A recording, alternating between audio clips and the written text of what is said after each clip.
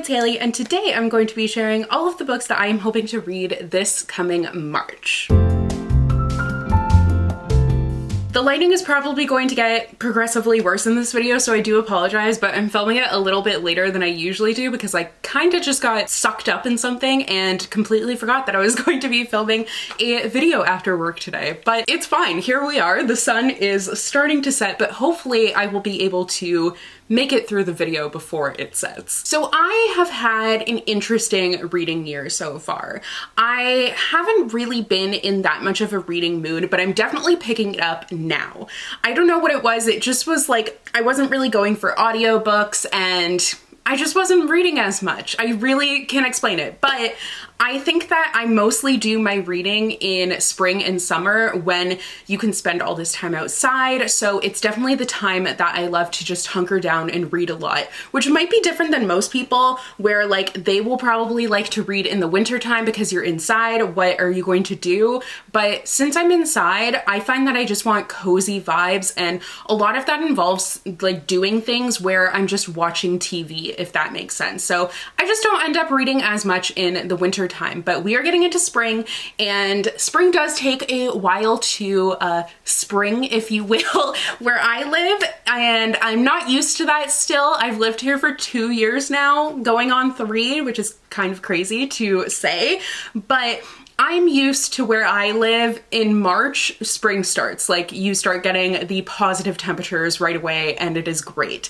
That hasn't really been the case here, but here, well, like it lasts longer usually. This year it has been warmer, which is definitely negative, you know, because global warming and such, but that is not at all what we're talking about today. Basically, my point was it might not be so cold because it hasn't really been all that cold this year. What does that have to do with March TBR? Very good question. I don't know, but I have a list of books here that I am excited about. I'm hoping to read this month, but these are always just like what I'm in the mood for at the moment and can change. I never actually stick to my TBRs. So let's just get into it. First of all, I started Tales from the Cafe by Toshikazu Kawaguchi. I started this in a reading vlog that I filmed. I think that you'll be seeing this video before the reading vlog, but I didn't get very far into it. Honestly, I only got like 20 pages into it, but I would love to get further into it. It is like the perfect kind of cozy read, and I actually have the sequel as well that I need to read. So this is the world of Before the Coffee Gets Cold, which was very popular on TikTok a while ago, but it is translated from Japanese, which is super cool. And it's essentially this like cafe where you can go and travel back and forth in time. It's such an interesting concept. These are really great quick reads. It's kind of like vignettes almost, where you're getting a look at different characters and different relationships. I can't remember who it was in the first book, but in this one you have best friend, mother and son, lovers, and a married couple. And you are essentially seeing like why they're traveling in time. You get to know more about that, and they're very short, but you get a really good look at all these characters. It's very interesting, so I would love to dive further into this one. Next is Vera Wong's Unsolicited Advice for Murderers by Jessie Q. Sutanto. Jessie Q. Sutanto is the author of Dial A for Aunties, which I loved the first book of that series, but I wasn't really that fond of the second book, but I did read a YA by her last year and really loved it. So this is different than all of those books that I just mentioned. This is like a cozy mystery, I believe. I'm kind of just going off of the title, to be honest, but yeah, it's definitely a cozy mystery. So it says, a lonely shopkeeper takes it upon herself to solve a murder in the most peculiar way in this captivating mystery by Jessie Q. Sutanto. I have seen like a few good things about this one. I honestly haven't been engaging all that much with like booktube in general and the bookternet in general. I just have kind of been doing my own thing, which I enjoy, but it's not like intentional. But my point there is that some reviews for this one popped up and I thought that it looked really good. So I'm excited for more Jessie Q. Sutanto. Her books always make me laugh out loud, which I feel like is a hard thing to do in books, so I'm excited for this. Next is Mika in Real Life by Emiko Jean. Emiko Jean is the author of Tokyo Ever After, which I read a couple years ago now, and I loved it. It was very Princess Diaries-esque, which was super fun. I liked it a lot, and this is actually an adult novel by that same author. So a lot of like YA authors have been moving over to adult, which is nice for me because I have also been moving over to adult. Just as I get older, I find that my tastes have been changing. So I am looking forward to this one. I think it's going to be a little bit more emotional from what I've heard of the reviews and the concept for it.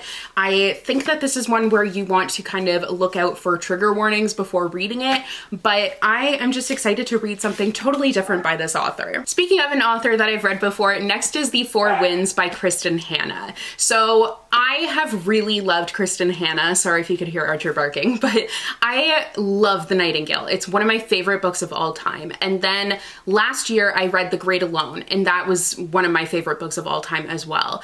And then I just this past week when I'm filming this actually read The Winter Garden, and I was kind of let down by The Winter Garden. I had read Summer Island this past summer, and that one was okay, and Winter Garden was just okay too, but I read that in that reading vlog actually that is coming out soon, so you will see that.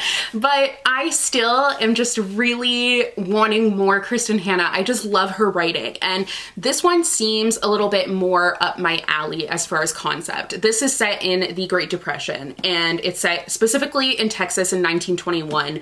I am expecting this to be very hard to read, definitely heartbreaking, like the time period and everything is going to be heartbreaking, but also just knowing Kristen Hanna, it is going to be a tough one. But I just am hoping that I will like this one more than my other two more recent Kristen Hanna reads. I am holding out optimism, holding out hope, and I fingers crossed here, but I've heard some really amazing things about this one, and I just vibe better with historical fiction, you know? It's just the kind of reader I am. Speaking of historical fiction, I also have on here Nothing Sung and Nothing Spoken by Anita Tyndall. This is set in Berlin in 1938, so it's the summer before World War II begins, and this is an LGBTQ plus story set in that time period, and that was the main thing that drew me into it. It is a YA historical fiction, and YA historical fiction, it's getting better, but it still is kind of an age range that could really use some diversity added into it. So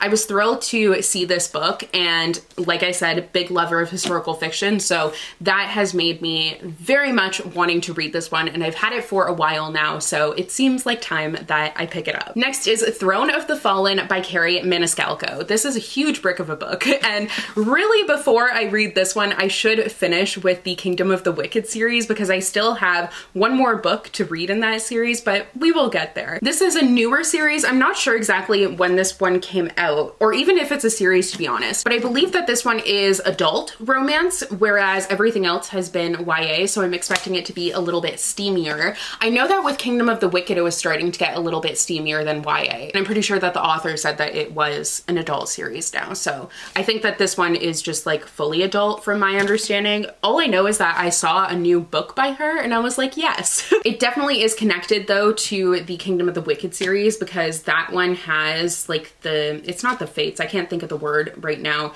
demons, and this has envy quoted on the back, so I think that it is definitely related. Okay, yes, here we have more information. It's her adult debut with a new standalone romantic fantasy set in her fan favorite Kingdom of the Wicked world about a dark prince battling an impossible curse and the artist who might be the only one who can set him free. That sounds great. I'm actually really excited for this one. Next up is Babel by R.F. Kuang. I had seen this book obviously around because a couple years ago it was so popular. Everyone was talking about it, and I was like, I don't know if it's for me, but I think that I do want to give it a shot and want to give it a go and see if it is for me, because the concept does seem really, really interesting. I think I was just so intimidated by like how big it is and how it just seems like a more intellectual fantasy, and I was like, I don't know, but I have been getting back into reading more fantasy, so I feel like this is one that I would enjoy. I'm pretty sure it's a fantasy. Yes, it is. Wow. It's amazing how when you open it, it tells you more. It's a historical fantasy epic that grapples with student revolutions, colonial resistance, and the use of language and translation as the dominating tool of the British Empire. So it does seem very fascinating. I would love to know what all the hype is about, and especially I'm kind of wanting to read it this month because I think part of the reason why I haven't really gained momentum with my reading is because I haven't really read anything this year that I have like loved or has blown me away. And usually by this point, I have read one book that I just can't shut up about, but that hasn't really been the case, which is kind of disappointing. I don't know. So I'm hoping that maybe this one will be the one. We'll see. I do have a couple of romance books on here. So next is Ready or Not by Cara Bastone. This has such a pretty cover. I'm like obsessed with that painting. It is gorgeous. But it is about a surprise pregnancy that leads to even more life-changing revelations in this heartfelt, slow burn friends to lovers romance.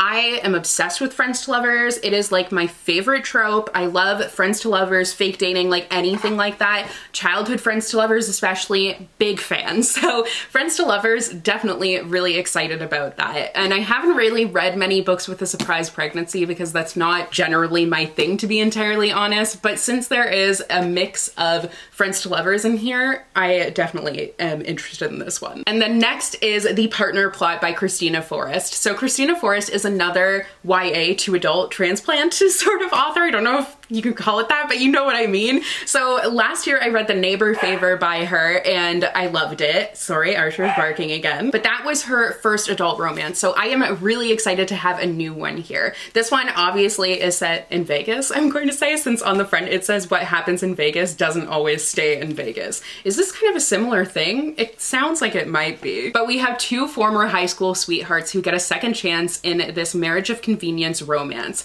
I, once again, love like that second chance romance, friends to lovers, childhood friends to lovers, whatever you want to call it. I am obsessed with that. So this seems right up my alley. I already know that I really love Christina Forrest, so I cannot wait to pick this one up. I will probably be picking this one up very soon. And lastly, I have The Defiant by Brandon Sanderson. This is the fourth book in the Skyward Quartet. I'm assuming this is the last book. I've included it on a couple of TBRs now this year because I have not gotten to it yet, clearly. I have just been wanting to read it because I love this series so much, and that's rare for me since I'm not a huge series person, but I just haven't been in the mood to pick it up. So hopefully this month I will finally actually read this one and finish off the series because I love it. You have like a spaceship that actually is like sentient.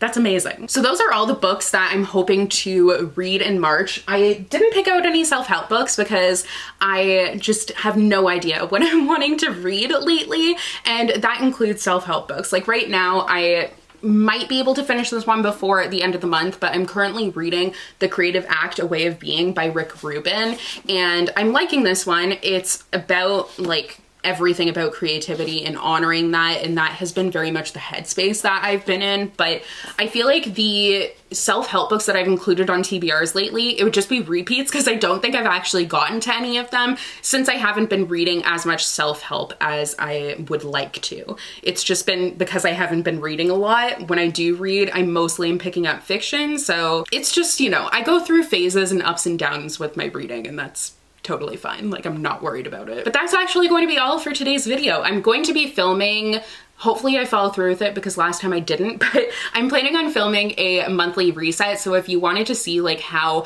I'm goal planning for the next month, how I'm going about like all the rest of the life things, then you can stay tuned for that because that will be out very soon. But I'm excited for that. I think it's gonna be fun. I'm excited to get started on stuff for the next month ahead, and hopefully I will be able to include reading in those goals. I mean, I definitely will, but hopefully more than I have the past couple months. But please let me know if you have read any of these books, your thoughts on them, because that always helps me to prioritize. And thank you so much for watching. Don't forget to subscribe if you want to see more videos. I put up new videos every Tuesday, Thursday, and Saturday, as well as sometimes on Sunday, or sometimes throughout the week. But you get at least right now 3 new videos every week. But yeah, I got all messed up with my outro, so I really apologize, but thanks for watching again, and I will see you in another new video very soon. Bye!